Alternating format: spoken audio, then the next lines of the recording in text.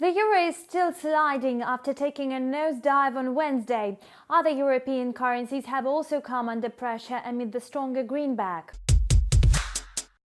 The euro versus the dollar pair plunged to the 10th figure after Fed Chair Jerome Powell had made it clear that a rate cut in July was a one-off event.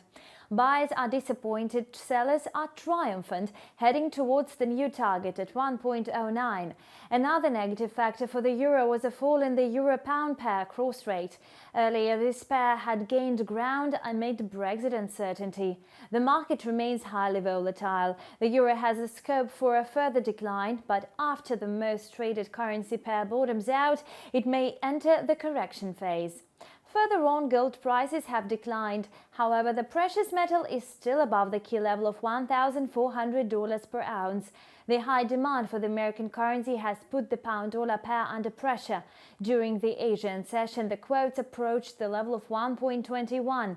At the moment of writing, the pound sterling was trading near three-year lows.